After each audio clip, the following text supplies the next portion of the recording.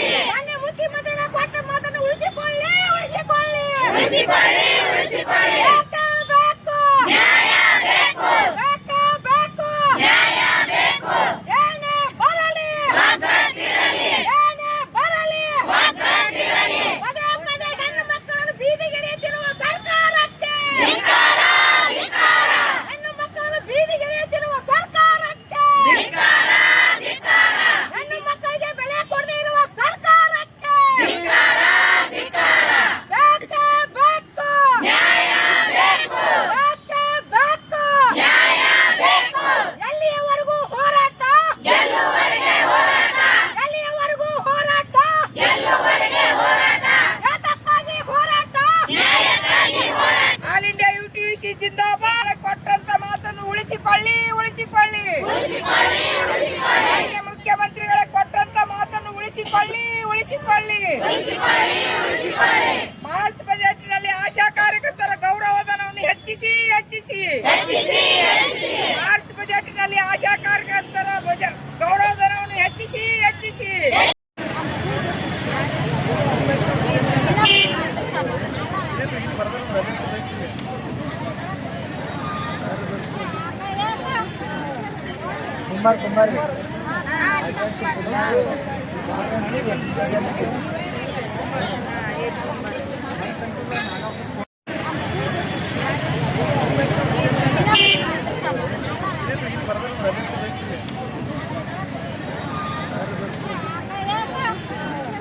ಕುಮಾರ್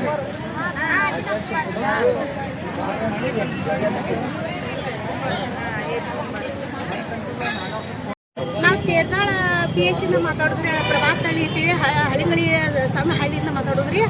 ಆದ್ರೆ ಈಗ ಜನಸಂಖ್ಯೆ ನಮ್ಗೆ ಕಡಿಮೆ ಐತ್ರಿ. ಕಡಿಮೆ ಇದ್ರೂ ಏನೈತಿ ಗೌರ್ಮೆಂಟ್ದಿಂದ. ಆದ್ರೆ ನಮ್ಗೆ ಜನಸಂಖ್ಯೆ ಕಡಿಮೆ ಐತಿ, ನಿಮ್ಗೆ ಆಶಾಗಳು ತೆಗಿತಾರೆ ಅಂತ ಸಮಸ್ಯೆ ಮಾಡ್ಯಾರ. ಆದ್ರೆ ಈಗ ಸಣ್ಣ ಮಕ್ಕಳು, ಆಮೇಲೆ ಅತ್ತಿ ಮಾವಿಲ್ಲ, ಗಂಡ ಅನ್ಕ ಸತ್ತಾಲ. ಅದ್ರ ಮೇಲೆ ಇಂಥ ಮಕ್ಕಳ ಕರ್ಕೊಂಡು ನಾವು ಜೀವನ ಮಾಡೋದ್ರೆ ಹಂಗ ಇನ್ನು ಮುಂದೆ ನಮ್ಗೆ ತೆಗೆದ್ರಂದ್ರ ನಮ್ಗೆ ಯಾವುದೂ ಬೇರೆ ಕೆಲಸ ಸಿಗುದಿಲ್ಲ. ಅದ್ರ ಸಲುವಾಗಿ ಏನೈತಿ ಗೌರ್ಮೆಂಟ್ದಿಂದ ನಾ ಕೈ ಮುಗಿದು ಕೇಳ್ಬೋದಂದ್ರೆ ಏನೈತಿ. ಆದ್ರೆ ನನ್ನ ಮಕ್ಕಳಿಗೆ ನಮಗೆ ಏನೈತಿ ಎಲ್ಲ ಥರ ಅನುಕೂಲದಿಂದ ಐತಿ. ನಮ್ಗೆ ಹೆಂಗೆ ಪೈಲ ನೀವು ಸರ್ಕಾರದಿಂದ ಸೇರ್ಸ್ಕೊಂಡು ಬರಲ್ಲ ಹಂಗೆ ಮುಂದೆ ಸೇರ್ಸ್ಕೊಳಂತೇಳಿ ನಾವು ಬೇಡ್ಕೊತೀವಿ ನಿಮ್ಮ ಕಡೆ ರೀ.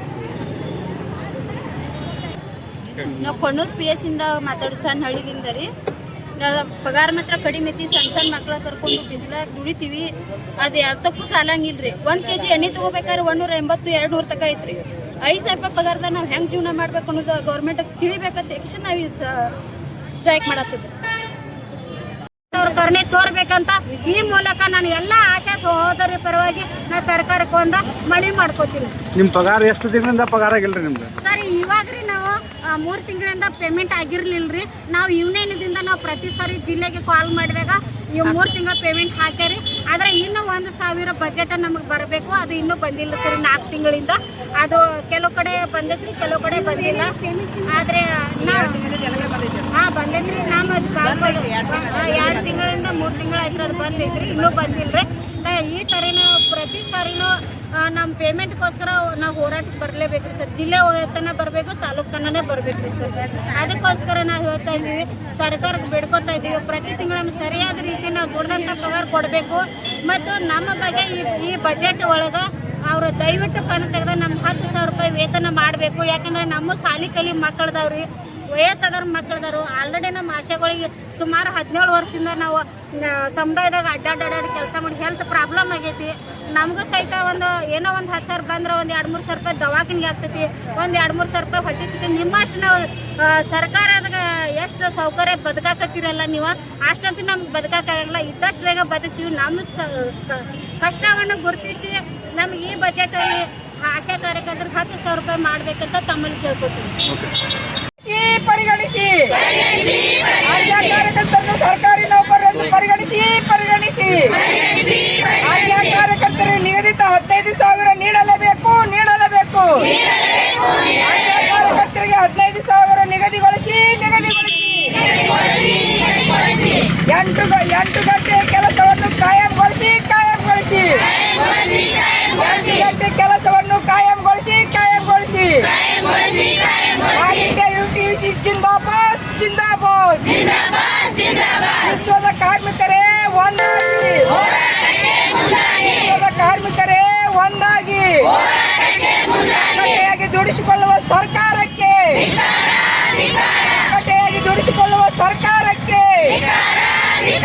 ಆಶಾ ಕಾರ್ಯಕರ್ತರ ಹೋರಾಟ ಚಿರಾಯವಾಗಲಿ. ಆಶಾ ಕಾರ್ಯಕರ್ತರ ಹೋರಾಟ ಚಿರಾಯವಾಗಲಿ.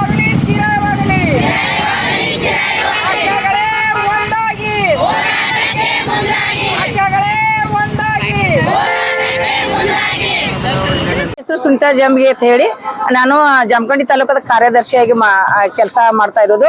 ನಾನು ಇವತ್ತಿನ ಬಗ್ಗೆ ಈ ಒಂದು ಹೋರಾಟವನ್ನು ನಾವು ಹಾಕೊಂಡಿರೋದು ಆಲ್ ಕರ್ನಾಟಕದಲ್ಲಿ. ನಾವು ಇವತ್ತು 27ನೇ ತಾರೀಕಿಗೆ ಈ ಒಂದು ಹೋರಾಟ ನಾವು ಹಮ್ಮಿಕೊಂಡಿವಿ. ಆಶಾ ಕಾರ್ಯಕರ್ತದ್ದು ಯಾಕೆ ಹಮ್ಮಿಕೊಂಡಿಪ್ಪ ಅಂತಂದ್ರೆ ಸರ್ಕಾರ ದಿನಕ್ಕೆ ಒಂದೊಂದು ಹೊಸ ಒಂದು ರೂಲ್ಸ್ ಅನ್ನ ತೆಗಿಯಾಕತ್ತೈತಿ. ಇವತ್ತು ಮಾಡಾಕತ್ತಿದ ಒಂದು ಉದ್ದೇಶಪ್ಪ ಅಂತಂದ್ರೆ ಮೊದ್ಲಿಗಾಗಿ ತಗೊಂಡ್ರ ಎಲ್ಲ ಆಶಾ ಕಾರ್ಯಕರ್ತರೇನ ಈಗ 18 ವರ್ಷದ ಹಿಂದೆ ತಗೊಂಡಾರ. ಅವಾಗ ಹೇಳಿದ್ರು 1000ಕ್ಕೆ ಒಂದು ಆಶಾ ಕಾರ್ಯಕರ್ತರ ತಗೊಂಡಾರ. ಈಗ 1000ಕ್ಕೆ ಒಂದು 100-200 ಜನಸಂಖ್ಯೆ ಕಮ್ಮಿ ಇದ್ದು ಕೂಡ ಇಡೀ ಒಂದು ರಾಜ್ಯದೊಳಗ 7,000 ಆಶಾ ಕಾರ್ಯಕರ್ತರನ್ನ ಕೈ ಬಿಡುವ ಸಂದರ್ಭವನ್ನ ಒಂದು ಲೆಟರ್ ಹಾಕ್ಯಾರ ಅವ್ರಿಗೆ ನಮಗ. ಅದಕ್ಕೆ ಆ ಟೈಮ್ದಾಗ ತಗೊಂಡಿದ್ದು ಆಶಾ ಕಾರ್ಯಕರ್ತರ ತಾವೇ ಮೊದಲು ಹೇಳ್ಬೇಕಾಗಿತ್ತು. ಒಂದೊಂದು ಆಶಾ ಬೇಕಪ್ಪ ಅಂತಂದಾಗ ಗ್ರಾಮ ಪಂಚಾಯತಿ ವತಿಯಿಂದ ಆಯ್ಕೆ ಮಾಡ್ಕೊಂಡ ಕಮ್ಮಿ ಇದ್ರು ಕೂಡ ಆಶಾ ಕಾರ್ಯಕರ್ತರನ್ನ ನೇಮಕ ಮಾಡ್ಯಾರ. ಈಗ 1,000ಕ್ಕೆ ಒಂದು ಜನಸಂಖ್ಯೆ ಕಮ್ಮಿ ಇದ್ರು ಕೂಡ 7,000 ಆಶಾ ಕಾರ್ಯಕರ್ತರನ್ನ ಸದ್ಯದಲ್ಲಿ ತೆಗಿತೀವಿ ಅಂತ ಹೇಳ್ಯಾರ.